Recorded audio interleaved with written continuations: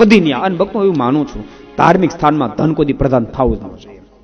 આ ખરેખર ભૂલ કરી રહ્યા છે આપણે ભક્તો. ધાર્મિક સ્થાનની અંદર ડીશને 80 રૂપિયા 70 રૂપિયા ભયંકર ભૂલ છે ભક્તો. એવું માનું છું, ધાર્મિક સ્થાન એ બધાનું ઘર છે.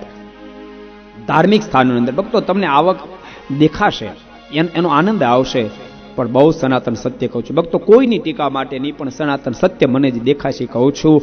આપણે મંદિરોમાં હોટલો જો બંધ નહીં કરીએ, મંદિરોમાં હોટલો થવા માંડી, મંદિરોમાં હોટલો બંધ નહીં થાય ને, તો આવતી આપણી પેઢી નાસ્તિક થઈ જાય, નાસ્તિક થઈ જાય.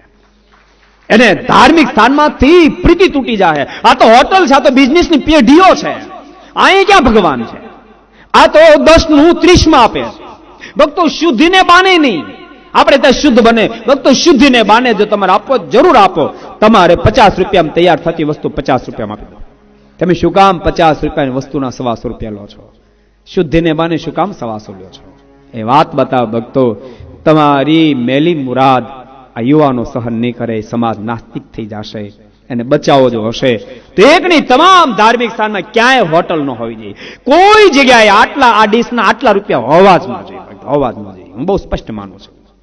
અને ભક્તો, આ તો ભારત વર્ષના, અને એમાં ગુજરાતી લોકો કદી ધર્માદાર ન ખાય, કદી ધર્માદાર ન ખાય. શું કામ ચિંતા કરો છો? અને બિચારા કોઈ ગરીબ નાના માણસો હશે, 2 જણા નહીં આપી શકે, તો એના બદલામાં અમીર આપી જશે. તમે શું કામ ઉપાધિ કરો છો? અને એને સારા ગ્રસ્ત ભક્તો પોતાના ધંધા બિઝનેસ ઠાકોરજી ઉપર છોડી દે, ઠાકોરજી ઉપર છોડી દે, તો તમે મંદિરો ઠાકોરજી ઉપર કેમ નથી છોડી શકતા? અને મંદિરો ઠાકોરજી ઉપર કેમ નથી છોડી શકતા? કેમ માનો છો કે આપણે ડીશો ન રાખીએ, આપણે હોટલો ન ખોલીએ તો સંસ્થા આપણી ન હાલે? કેમ માનો છો? અને એમ જો તમે માનતા હો તો તમને ઠાકોરજી ઉપરનો ભરોસો જ નથી, તમને ઠાકોરજી ઉપરનો ભરોસો જ નથી.